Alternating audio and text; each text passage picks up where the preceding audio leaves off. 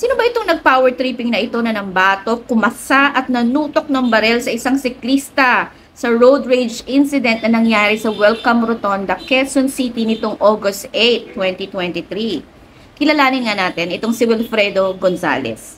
Dati pala siyang pulis at miyembro ng Criminal Investigation and Detection Unit ng QCPD. May kapit din umano ito sa isang branch of our government sa judiciary. Kaya pala, ang lakas ng loob kasi ang dami niyang connections.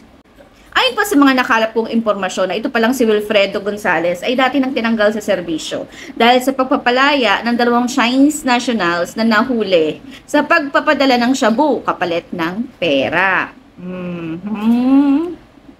Going back doon sa insidente na nakunan ng video at kumalat sa social media. Maliban pa nga doon sa baril na ikinasa niya ay meron pa pala siyang 3 ibang baril pa na nakumpiska ng PNP Firearms and Explosives Office. At bukod pa nga dito, ay naglabas din ang LTO ng show cause order laban dito kay Gonzalez dahil sa pagmamaneho nito ng sasakyan na pasuna yung rehistro at pagiging reckless driver nito. Kaya naman, ang LTO at ang PNP CSG ay inirevoke na ang kanyang lisensya sa pagmamaneho at pagmamay-ari ng barel. Ito na nga.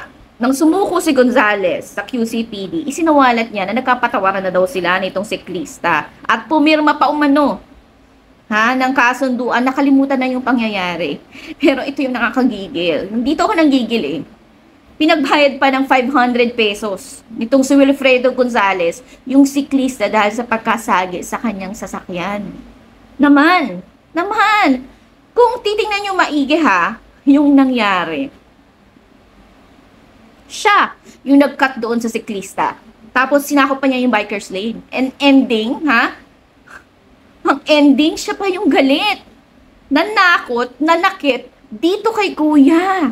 Tapos ngayon, may pa-press con pang ganap at prepared pa yung speech niya.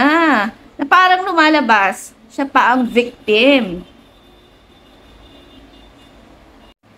Di ba sumuko siya? Tingnan nyo. Mukha bang sumuko yan, Bakit hindi siya nakaposas? Asa na yung serve and protect ng ating kapulisan dito? Di ba dapat doon kayo sa mga naaapi, naagrabyado at totoong biktima? Pero bakit parang may pinapanigan kayo? Whoever he is, para sa akin dapat siya managot sa pagpapakita ng dahas at rahas bukod pa sa mga ibang violations na ginawa niya. Kasi, hindi porket mayaman ka, may kapit ka, or malakas ang iyong connection, untouchable ka na. No! Dapat maparusahan ka dahil mali yung ginawa mo eh. Anyway, malaki pa rin naman ang tiwala ko sa ating justice system at mapapatunayan natin lahat ito kapag nabigyan ng tamang hustisya ang totoong biktima.